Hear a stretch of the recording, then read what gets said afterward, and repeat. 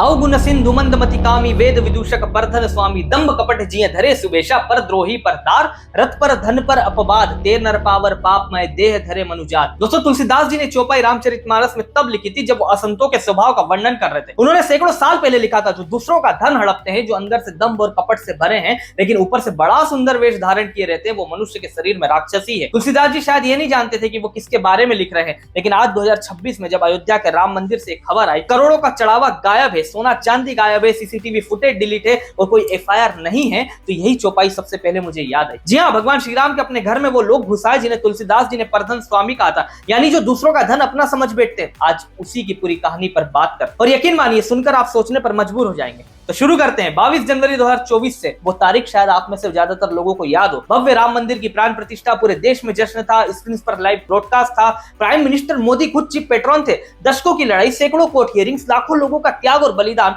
सब कुछ उस एक पल में था जब रामलला अपने घर में विराजे। उस दिन बहुत से लोगों की आंखें भर आई थी, जो लोग उस आंदोलन से जुड़े रहे, जिन्होंने अपनी जिंदगी से एक सपने के लिए लगाई, उनके लिए एक पल कितना बड़ा था ये शब्दों में नहीं कहा जा। लेकिन उस जश्न के पीछे कुछ ऐसा चल रहा था जो उस वक्त शायद कुछ लोगों को पता था और जो अब धीरे धीरे सामने आ रहा है। जब भक्त अपनी श्रद्धा लेकर आ रहे थे, डोनेशन बॉक्सेस भर रहे थे, सोना चांदी आ रहा था, तब काउंटिंग रूम में क्या हो रहा था, किसने गिना, कहां गया, किसके घर पहुंचा, इन सवालों के जवाब आज भी पूरी तरह सामने नहीं आए। और यही इस पूरी कहानी की सबसे बड़ी त्रासदी है। तो ये मामला सामने कैसे आया? तो देखिए, समाजवादी पार्टी के नेता और अयोध्या के पूर्व एमएलए पवन पांडे ने आरोप लगाया कि मंदिर में 7 से 7.5 करोड़ रुपए के डोनेशन का एम्बेजलमेंट हुआ है। अखिलेश यादव ने सोशल मीडिया पर यह मुद्दा उठाया। अब आप कह सकते हैं ये तो अपोजिशन है, इन्हें तो कुछ ना कुछ चाहिए ही होता है। ये बात सही भी है, लेकिन इसके बाद जो लोग बोले वो अपोजिशन के नहीं थे। एक वीडियो आया जिसमें महिपाल सिंह ने खुद को मंदिर का अकाउंट्स इंचार्ज बताया और कहा कि उन्होंने बैंक टीम के मेंबर्स को कैश काउंटिंग में मैनिपुलेशन करते हुए खुद पकड़ा था। फिर पूर्व कार सेवक संतोष दुबे, जो बाबरी डिमोलिशन केस में लालकृष्ण आडवाणी के साथ एक्यूज रहे, उन्होंने पुलिस में कंप्लेंट दर्ज की। जरा सोचिए, वो आदमी जिसने पूरी जिंदगी राम मंदिर के लिए लगाई, वो आज उसी मंदिर के ट्रस्टीज के खिलाफ खड़ा है। और फिर एक के बाद एक ऐसी कहानियां सामने आने लगी जो सुनकर दिल भारी हो जाए। जी हाँ, मुंबई के एक बिजनेसमैन ने 3 किलोग्राम चांदी का हार और 1 किलो चांदी के सैंडल दी थी, कोई रिसिप्ट नहीं मिली। आज वो चीजें कहां है किसी को नहीं पता। राजू मनवानी ने जनवरी 2021 में पूरे सिंधी समाज की तरफ से 200 किलो चांदी सीधे ट्रस्ट के जनरल सेक्रेटरी चंपत राय को सौंपी थी बिना रिसिप्ट के। आज वो 200 किलो चांदी कहां है कोई नहीं बताता। अनीता भारद्वाज ने चंपत राय को चांदी की काक भशुंडी भेंट की थी, वो पक्षी जिसने गरुड़ को राम की गाथा सुनाई थी, जिसका जिक्र खुद रामचरितमानस में, ये समझकर कि ये मूर्ति दरबार में रखी जाएगी, आज वो भी नहीं मिलती। ज्वेलर्स एसोसिएशन ने बताया कि 400 किलो चांदी की वस्तुएं गायब हैं, जो अगस्त 2020 में भूमि पूजन से पहले दी गई थी। जनवरी 2024 में प्राण प्रतिष्ठा के दौरान 60 किलो वजन की चांदी की ब्रिक्स अलग अलग ट्रेडर्स ने मिलकर दी थी। 6 दिन की जांच के बाद एसआईटी को उनका कोई रिकॉर्ड नहीं मिला। और ये बस कुछ एग्जांपल्स हैं, पूरी लिस्ट बनाई जाए तो बहुत लंबी होगी। लेकिन यहाँ एक सवाल उठता है, ये स्केल इतना बड़ा कैसे हुआ, इतने सालों तक ये होता कैसे रहा? इसका जवाब समझने के लिए एक नंबर याद रखिए, 3,500 करोड़। ट्रस्ट को अब तक कैश डोनेशन में 3,500 करोड़ रुपए से ज्यादा मिले हैं। रोजाना का चढ़ावा 8 लाख से 13 लाख तक बताया जाता है, लेकिन एम्प्लॉय का कहना है कि कई दिन 50 से 60 लाख तक का डोनेशन एक ही दिन में आता था। और जनवरी फरवरी 2025 में महाकुंभ मेला के दौरान रोजाना 10 लाख भक्त आ रहे थे। डोनेशन बॉक्सेस कुछ ही घंटों में भर जाते थे। इतने पैसे के लिए कितना बड़ा सिस्टम चाहिए, कितनी अकाउंटेबिलिटी चाहिए, कितने चेक्स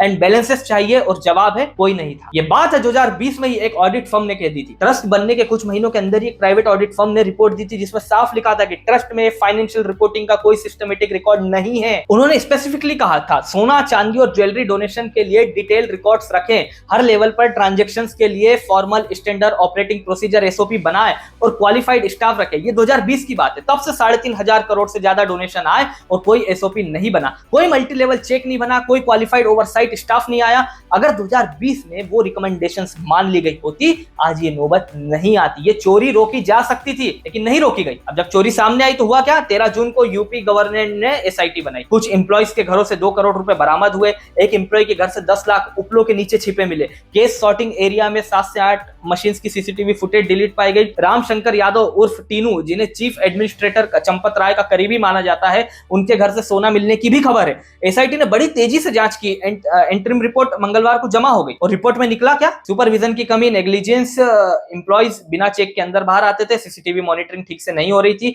ड्रेस कोड था लेकिन किसी ने नहीं पाला, सोने चांदी के चढ़ावे का कोई रिकॉर्ड नहीं था, ट्रस्ट ऑफिशियल्स कोई संतोषजनक जवाब नहीं दे पाए, कंस्ट्रक्शन कमेटी के चेयरमैन खुद नृपेंद्र मिश्रा ने खुद टीवी इंटरव्यू में माना खुलेआम चोरी हुई है। लेकिन इस पूरी एसआईटी में एक सबसे बड़ी बात है जो अनदेखी नहीं की जा सकती, वो ये वीडियो रिकॉर्डिंग समय तक एक भी एफआईआर नहीं हुई। भगवान श्री राम के घर में चोरी, सीसीटीवी फुटेज डिलीट, एम्प्लॉय के घरों से पैसे बरामद और एफआईआर नहीं। बिना एफआईआर के एसआईटी टेक्निकली एक फैक्ट फाइंडिंग कमेटी है, क्रिमिनल इन्वेस्टिगेशन नहीं है। जब तक एफआईआर नहीं होगी ईडी नहीं आएगी, सीबीआई नहीं आएगी, असली जांच होगी ही नहीं। और जो और भी चौंकाने वाला है वो ये कि एसआईटी की इंटरिम रिपोर्ट किसको सौंपी गई, तो वो सौंपी गई संजय प्रसाद को, जो योगी आदित्यनाथ के करीबी है और जो उसी ट्रस्ट बोर्ड में यूपी गवर्नमेंट के एक्स ऑफिशियो मेंबर भी हैं, जिसकी देखरेख में ये चोरी हुई है। मतलब यहाँ चोरी की रिपोर्ट खुद चोरी देखने वाले चौकीदार को सौंपी जा रही है। इलाहाबाद हाई कोर्ट में पीआईएल दाखिल हो चुकी है जिसमें केग ऑडिट, सीबीआई इन्वेस्टिगेशन और ट्रस्ट फाइनेंसेस की स्क्रूटनी मांगी गई है। लेकिन यहाँ भी एक और प्रॉब्लम है, केग का ऑफिसर आशुतोष शर्मा उसी ट्रस्ट की कंस्ट्रक्शन कमेटी में लिस्टेड है। केग उस ट्रस्ट का ऑडिट कैसे करेगा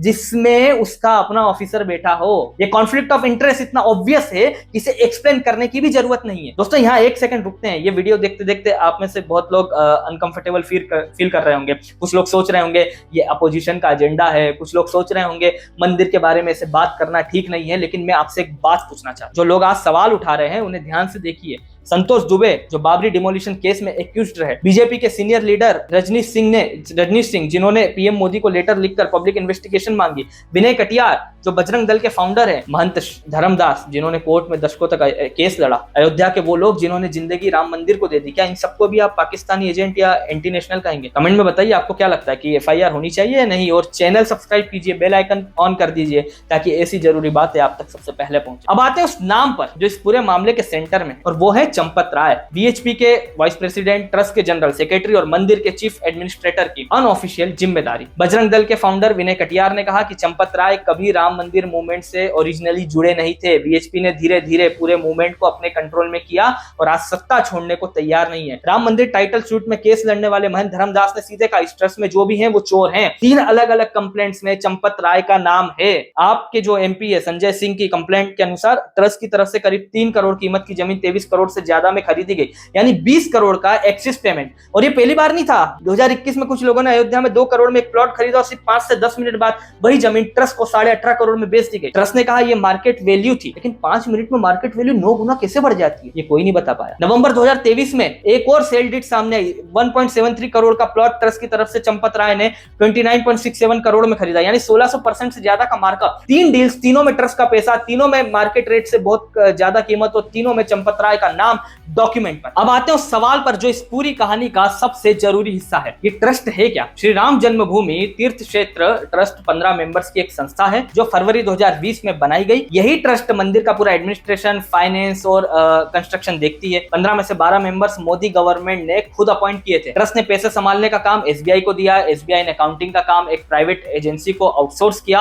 और जब सवाल उठे तो गवर्नमेंट ने कहा ट्रस्ट स्वतंत्र रूप से काम करता है, हमारा उससे कोई लेना देना नहीं है। ये वैसा ही है जैसे किसी को घर की चाबी दी, कहा कि तुम देखो, और जब घर में चोरी हुई तो कहा कि चाबी तो हमने दी थी, चोरी से हमारा क्या लेना देना। उधर प्रधानमंत्री मोदी की चुप्पी बनी हुई है। वो खुद इस मंदिर के चीफ पेट्रन थे, प्राण प्रतिष्ठा के चीफ होस्ट थे। इस मुश्किल वक्त में उनकी एक खामोशी न एक प्रधानमंत्री के तौर पर न एक हिंदू के तौर पर शोभा नहीं दे। तो इस पूरी कहानी से क्या सीखे, क्या ले साथ जब इस वीडियो से निकले, तो पहली और सबसे जरूरी बात यह है ट्रांसपेरेंसी ही असली भक्ति है। 2020 में ऑडिट फर्म ने वार्निंग दी थी, इसे मान लेते, एसओपी बनाते, रिकॉर्ड्स रखते तो आज ये नौबत नहीं आती। जब भी किसी बड़े इंस्टीट्यूशन में बड़े पैमाने पर पैसा आए, चाहे वो मंदिर हो, एनजीओ या कोई भी ऑर्गेनाइजेशन, ट्रांसपेरेंट सिस्टम उसकी सबसे बड़ी रक्षा है। जो लोग ट्रांसपेरेंसी से डरते हैं वो खुद ही बता देते कि उनके मन में क्या है। दूसरी बात, जो ऊपर से सबसे पवित्र दिखे उसी को सबसे ज्यादा अकाउंटेबिलिटी की जरूरत है। तुलसीदास जी ने लिखा था, दम्भ कपट जिए धरे सुबेशा, यानी अंदर से दम्भ और कपट लेकिन ऊपर से सुंदर वेश। जो इंस्टीट्यूशन जितनी बड़ी आस्था पर टिकी हो उसमें उतनी कड़ी अकाउंटेबिलिटी होनी चाहिए। आस्था जितनी बड़ी, जवाबदेही उतनी बड़ी। तीसरी बात, जो सवाल पूछे वो दुश्मन नहीं होता। संतोष दुबे, विनय कटियार, रजनीश सिंह, महंत धर्मदास, ये सब कोई विरोधी नहीं है। यही लोग हैं जिन्होंने सबसे ज्यादा सेक्रीफाइस किया था। जब ऐसे लोग सवाल उठाए तो उन्हें डिसमिस करना भक्ति नहीं है, वो एक तरफ की आंख बंद करना है। असली भक्त वो होता है जो गलत को गलत कहने की हिम्मत रखे। और चौथी सबसे गहरी बात यह है, भगवान राम के नाम का इस्तेमाल और भगवान राम की भक्ति, ये दो बिल्कुल अलग चीजें। पहले उनके नाम से वोट वोट मांगे गए, अब उनके घर से चढ़ावा। जब भगवान किसी पॉलिटिकल या कमर्शियल एजेंडा का हिस्सा बन जाते हैं तो उनका नाम तो रहता है लेकिन उनका मर्म चला जाता है। मेरे भगवान श्री राम को आपके सोने चांदी की जरूरत नहीं थी, वो 14 साल वनवास में रहे, वो तो बस सच का साथ देने के लिए आए थे। दोस्तों, इस पूरी कहानी का सबसे ऑनेस्ट कंक्लूजन ये है, राम मंदिर में चोरी हुई, ये अब निर्विवाद है। एसआईटी ने कंफर्म किया, कंस्ट्रक्शन कमेटी के चेयरमैन ने माना, एम्प्लॉइज के घरों से पैसे बरामद हुए, सीसीटीवी फुटेज डिलीट हुई, लेकिन एफआईआर नहीं है, ईडी नहीं है, सीबीआई नहीं है, रिपोर्ट कॉन्फिडेंशियल है। ये सवाल किसी पार्टी का नहीं है, ये सवाल उन करोड़ों भक्तों का है जिन्होंने अपनी कमाई का, अपनी श्रद्धा का हिस्सा रामलला के चरणों में रखा था। तुलसीदास जी ने सैकड़ों साल पहले लिखा था, पर द्रोही पर दार, रथ पर धन पर अपवाद, ते नर पावर पाप में दे धरे मनुजात। जो दूसरों का धन हड़पते हैं वो मनुष्य के शरीर में राक्षस ही है। आज भी उतना ही सच है। और अगर सच में भगवान राम का सम्मान करना है तो सवाल जरूर पूछिए, क्योंकि चुप रहना भक्ति नहीं है, न्याय मांगना भक्ति है। जो हम सच्चे रास्ते पर चलेंगे तो नेताओं की दुकान अपने आप बंद हो जाएगी। दोस्तों, अगर इस वीडियो ने आपको सोचने पर मजबूर किया तो लाइक बटन जरूर दबाइए। कमेंट में बताइए क्या आपको लगता है, सीबीआई जांच होनी चाहिए, क्या एफआईआर होनी चाहिए? जो भी दिल में लिखिए। चैनल सब्सक्राइब करिए, बेल आइकन प्रेस कीजिए। एक नए वीडियो के साथ आप सभी से जल्द मुलाकात होगी। धन्यवाद। जय हिंद।